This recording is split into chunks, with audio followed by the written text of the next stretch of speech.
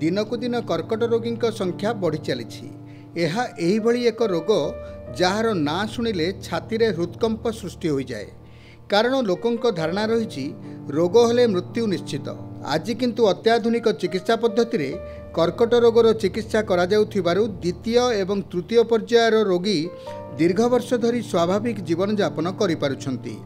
एपरिकी केतेक क्षेत्र में संपूर्ण आरोग्य लाभ करि पारुछंती। एही रोग क्षेत्र में सबुठारु गुरुत्वपूर्ण कथा रोगी डाक्तर परामर्श को अक्षरे अक्षरे पालन करने सह चिकित्सा क्षेत्र में अवहेला न करिबा उचित। ओडिशा राज्य सरकार अधीन आचार्य हरिहर आंचलिक स्नातकोत्तर कर्कट गवेषणा केन्द्र मिलिथिबा 2022-23 मसीहार परिसंख्यान अनुसार बहिर्विभाग में 1,37,541 जन रोगी चिकित्सा पाई एही कर्कट रोग निराकरण केन्द्र को आसीथिले। सेमानक मध्यरु 27,818 जन को चिकित्सा निमंते हॉस्पिटल रे भर्ती करा जायतिला। 2,875 जनकर अस्त्रोपचार होइतिला।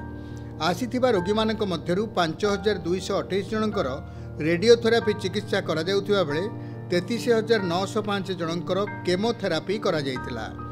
8,654 जनक पैथोलॉजी परीक्षा करा जायतिला।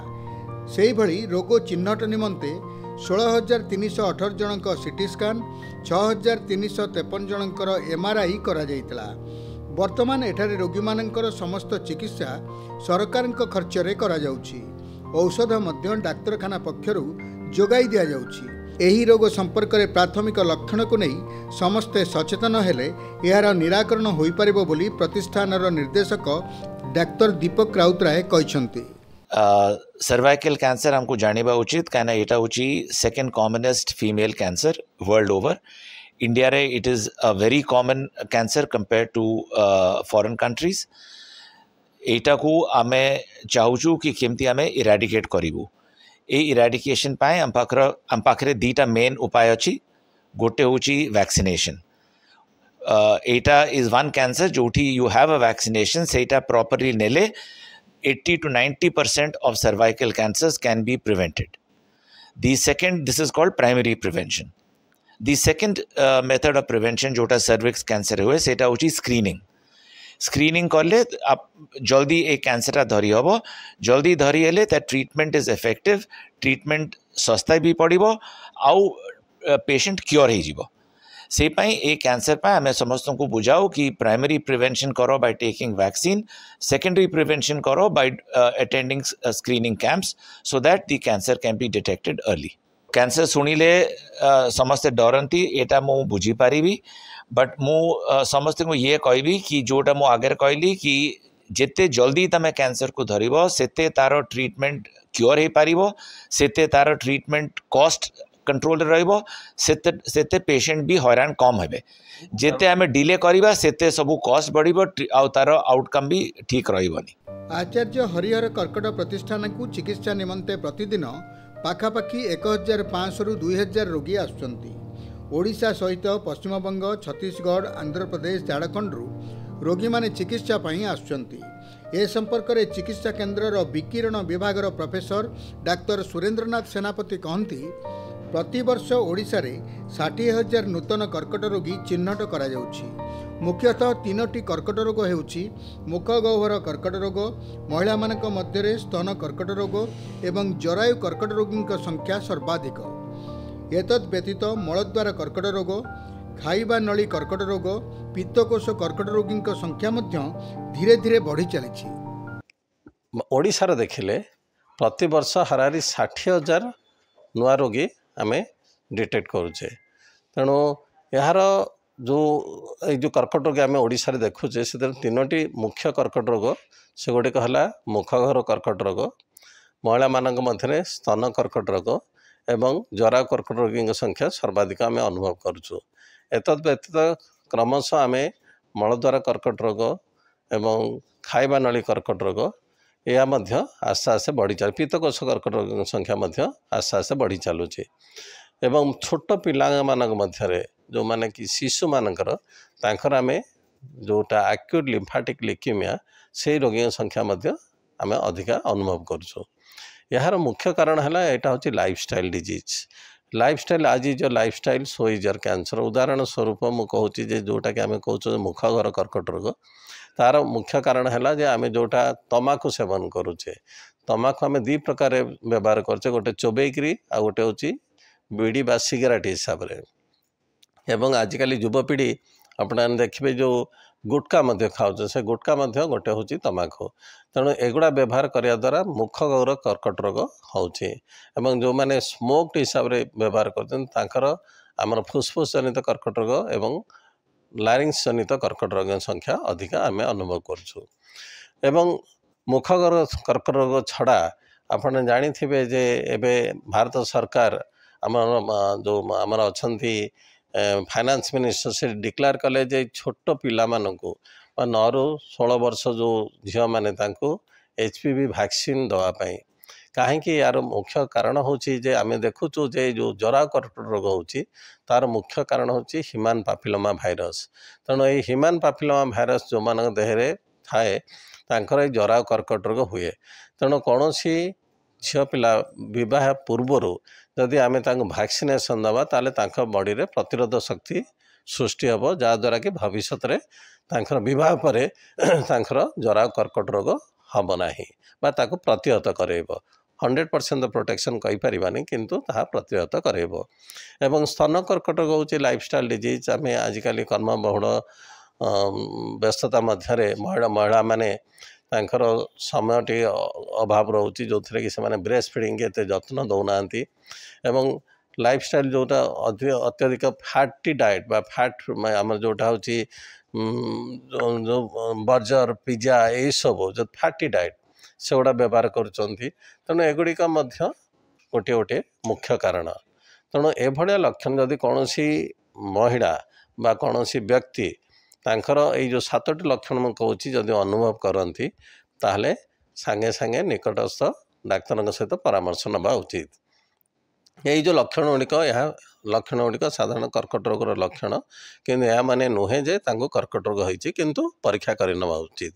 सेगुड़िक है कौन महिलांकर स्तन रे गोटे आबु हबा एवं आबुटी क्रमशः बढ़ी चलवा एवं से खंडिया होकि रक्त क्षरण हबा ताले आमे भावी न जे से स्तन कर्कट रोग हबार संभावना अच्छी। द्वितीय है कौन व्यक्तिंकर शरीर गोटे घा है बहुत दिन धरी घा सुखिला नहीं एवं से रक्त क्षरण है ताले आमे सचेतन हवा उचित जे से सांगे सांगे परीक्षा कर नवा उचित।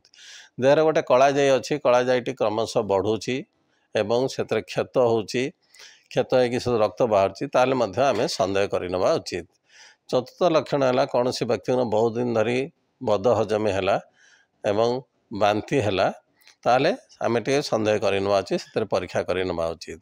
पंचम लक्षण है कौन व्यक्ति बहुत दिन धरी काश हवा कफरे रक्त पड़ा एवं तंटी बसीजा ताले आम परीक्षा कर उचित ए काले फुस्फुस जनित कर्कट रोग किंबा आमर लारिंजाल कैंसर हबार भी संभावना अच्छी।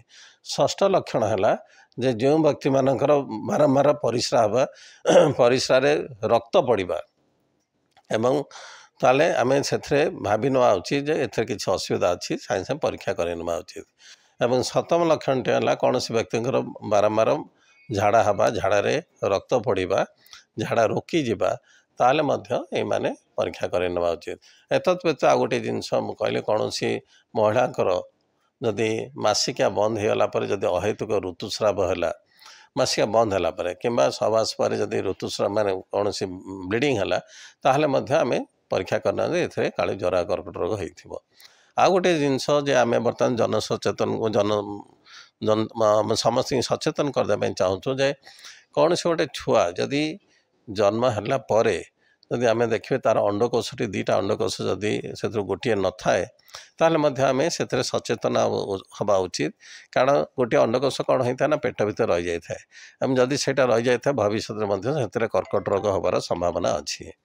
एवं कौन छोट पिला पुरुष पिला जदि जो आमर हूँ पेनिस जो जो चर्मटी जदि न फिटुची ताहले ताकू सांगे सांगे डाक्तर देखी से फिटेवा उचित ना जदि से रही जाए भविष्य में पेनिस रे कर्कट रोग हबार संभावना अच्छी। तेणु एगुड़िक हूँ लक्षण ଯେଭଳିଆ ଲକ୍ଷଣ ପ୍ରକାଶ ପାଇଲେ ସାଙ୍ଗେ ସାଙ୍ଗେ ଡାକ୍ତରଙ୍କର ପରାମର୍ଶ ନେବା ଉଚିତ। କାହିଁକି ମୁଁ ଏଠି କହିଦେବା ପାଇଁ ଚାହୁଁଛି, ଯଦି ଆମେ ପ୍ରଥମ ବା ଦ୍ୱିତୀୟ ଅବସ୍ଥା ରୋଗ ନିରୂପଣ କରିପାରିବା ତାହେଲେ କର୍କଟ ରୋଗ ସମ୍ପୂର୍ଣ୍ଣ ଆରୋଗ୍ୟ ସାଧ୍ୟ। ତେଣୁ ଆମେ ଏଇ ଯେଉଁ ପରୀକ୍ଷା ପାଇଁ ସାଧାରଣତଃ ଆମର ଓଡ଼ିଶାରେ ବହୁତ ଏଇ ଯେଉଁ କର୍କଟ ପ୍ରତିଷ୍ଠାନ ବହୁତ ଆଚାର୍ଯ୍ୟ ହରିହର ଆଞ୍ଚଳିକ କର୍କଟ ପ୍ରତିଷ୍ଠାନ ଛଡ଼ା ଆମର କଟକ ଭୁବନେଶ୍ୱରରେ ପ୍ରାୟ 8ଟି ସେଣ୍ଟର ଅଛି।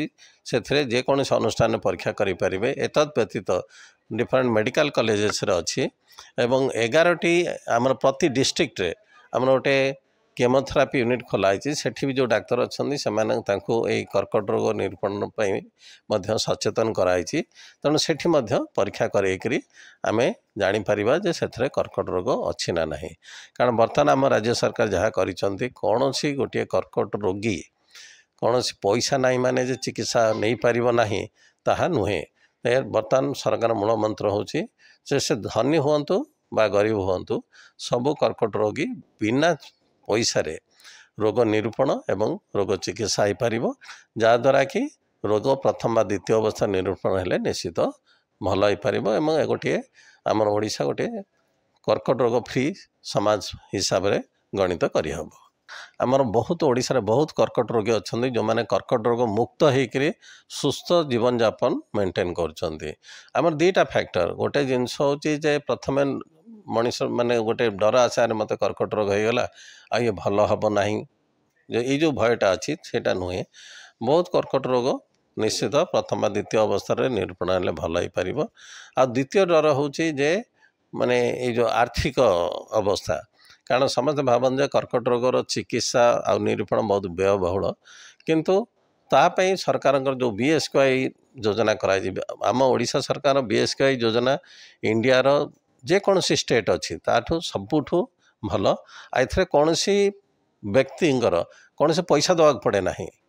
ସେମାନେ ହସ୍ପିଟାଲ ଆସିବେ, ରୋଗ ନିରୂପଣ ହେବ, ରୋଗ ଚିକିତ୍ସା ହେବ, ଗୋଟିଏ ପଇସା ଖର୍ଚ୍ଚ କରିବାକୁ ପଡ଼ିବ ନାହିଁ। ଆମର ହାରାହାରି ଦେଖୁଛୁ 200 ଯଦି ଆଭରେଜ୍ ନିଆଯାଏ ତାହେଲେ 200 ପାଖାପାଖି ନୂଆ ରୋଗୀ ଆମ ପାଖକୁ ଆସୁଛନ୍ତି। ଏତଦ୍ ବ୍ୟତୀତ ଆମେ ଯେଉଁ ଦେଖୁଛୁ ଏଇ ଯେଉଁ ଆମ ଓଡ଼ିଶା ରାଜ୍ୟରେ ସବୁ ଚିକିତ୍ସା ଫ୍ରି ହେବା ଦ୍ୱାରା ଆମ ନେବରିଂ ଷ୍ଟେଟ୍ ଆମର ଲାଇକ୍ ଆମର ୱେଷ୍ଟ ବେଙ୍ଗଲ, ଝାଡ଼ଖଣ୍ଡ, ଦେନ୍ ଏପଟେ ହେଉଛି ଆମର ଛତିଶଗଡ଼, ତାପରେ ଆନ୍ଧ୍ରପ୍ରଦେଶ, ତେଣୁ ଏଠୁ ମଧ୍ୟ ବହୁତ ରୋଗୀ ଆମର ଆସୁଛନ୍ତି, ଏଠି ଚିକିତ୍ସା ନେଇକରି ଯାଉଛନ୍ତି। ଏ ରୋଗର ଚିକିତ୍ସା ପାଇଁ ବହୁବିଧ ଉପାୟ ଅବଲମ୍ବନ କରାଯାଏ। ଅଜ୍ଞତା ଯୋଗୁଁ ଲୋକମାନେ ଅନୁମୋଦିତ ଚିକିତ୍ସା ପଦ୍ଧତି ପରିବର୍ତ୍ତେ ମନ ଇଚ୍ଛା ଏଣୁତେଣୁ ଚିକିତ୍ସା ଗ୍ରହଣ କରି ରୋଗକୁ ଜଟିଳ କରି ପକାନ୍ତି। ଏହା ରୋଗୀର ଜୀବନ ପ୍ରତି ବିପଦ ସୃଷ୍ଟି କରେ। ତେଣୁ ବିଳମ୍ବ ନକରି ଡାକ୍ତରଙ୍କୁ ପରାମର୍ଶ କରିବା ଉଚିତ। ଏହା ସହ ଡାକ୍ତରଙ୍କ ପରାମର୍ଶକୁ ଅକ୍ଷରେ ଅକ୍ଷରେ ପାଳନ କରିବା ଏବଂ ଚିକିତ୍ସା କ୍ଷେତ୍ରରେ ଆଦୌ ଅବହେଳା ନ କରିବା ଉଚିତ ବୋଲି ବିଶେଷଜ୍ଞମାନେ କହନ୍ତି।